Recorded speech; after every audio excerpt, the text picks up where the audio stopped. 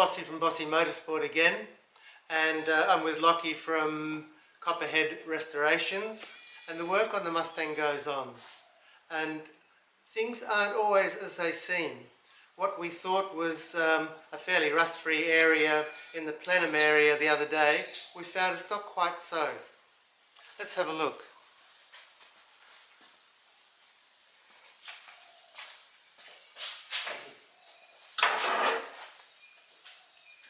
So you can see all the rust in the hat there, and we didn't realise that was there because we couldn't see it properly.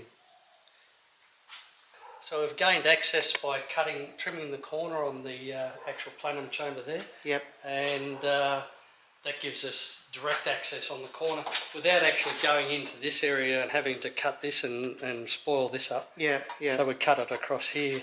You know, so when I do cut it, we've done the drill out spot welds. You saw on the video the other day that how we remove the spot welds out. Yeah. When I cut this sort of thing, if I have access, I cut it with a hacksaw. Yeah. Okay. So you didn't just hit it with an angle grinder. No, I don't like the grinder puts too big a gap in. Okay. Yeah. I can relocate this with only 0.8 of a gap. Yeah. Which is perfect for the MIG to put that back into place. To clean it up. Yeah. Yeah. But there's quite a bit of rust in that, isn't there? Yeah, so we've taken the heater hat out. So there's one of these on either side. Yeah, I wouldn't be happy about putting that back even if we did clean it up. No, that's for sure. So what I've done is I sourced some new hats. They're actually not a Ford part.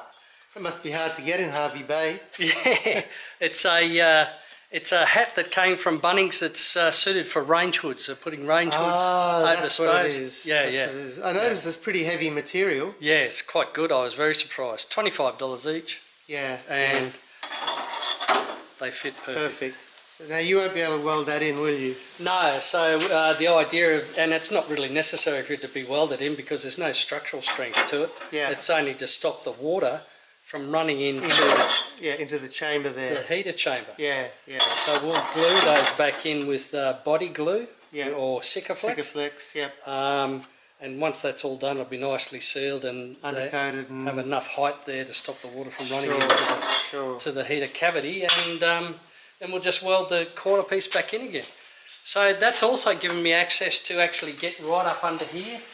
Yep. Into where the vent chamber is. Yeah, and we could see the other day that some of the paint in there was pretty dodgy. Horrible, you know, it had a bitumen coating in it as well. Okay, yeah. So I've just used the cam stripper and gone up in there with a little brush. Right, and, we've paint stripped that to bring it back to clear metal again, bare metal again. You need long, thin arms for that, don't you? Yeah, special little paintbrush. Yeah. So I've done this half. Yeah. I've only just opened up the other side. Okay. And we'll do the same thing. I just wanted to show the viewers how I cut that out when it's in there, just through this gap. Yeah. So we used a sawzall, they call them, I think. Power hacksaw. Yep. This fella here. Yep. So it's got a 230mm blade in it, or 9-inch, an American version. Yeah. And I use an American brand, it's called Kango. Yep. These blades are just superb. Yeah, sure. So that one just went in on the side like that. Yep. And we worked it around. Yep. And we got the whole access right across, and it trimmed it off quite nicely. Okay. How about around the back? How did you get to that? Yeah, actually once it goes through here, this blade reaches right over the back. Yeah. Yeah, because this is 150mm. Yeah. And we got 230. 230. Perfect. Yeah. So that worked ideally. Yeah. And then we just cleaned it all up and started the prep with the paint strip on the other side. Yeah.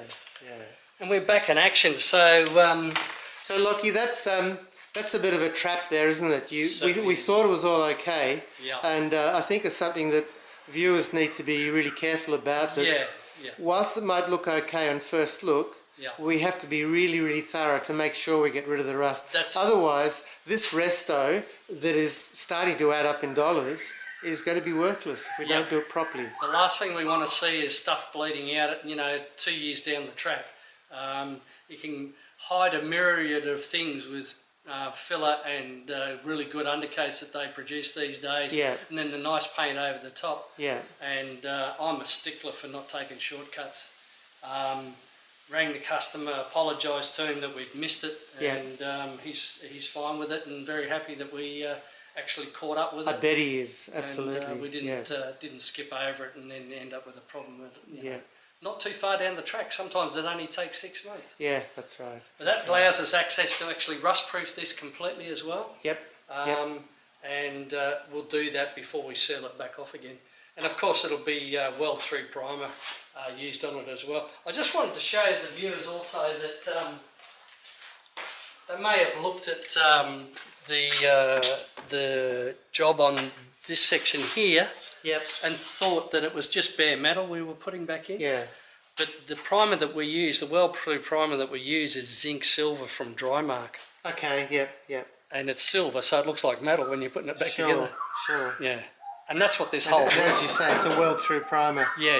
And that's what this, this is what we use, and that's what I've been using, and that's what this roof is actually painted in. Is this a fairly new innovation, this weld-through primer? No, it's been around for quite some time now, yeah. Well, when I say time, 10 years or so. Yeah, okay, yeah. The dearer one's copper. I use this one because it's just as good a quality. Yep. $13 a can. Oh, okay, because the copper one's about $30. Yeah. So that's what we use for the weld-through primer, and that's what we'll be using under the plenum here.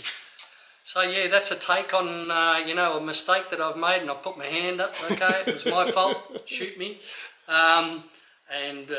We're actually making it good. So that's the main thing, is that you have found it, and we've been able to recover it. Yep. Lockie, thanks for your time today, and look forward to seeing you again in the near future. No problem at all. Thanks viewers. Thanks for the support. Thanks for watching. Cheers.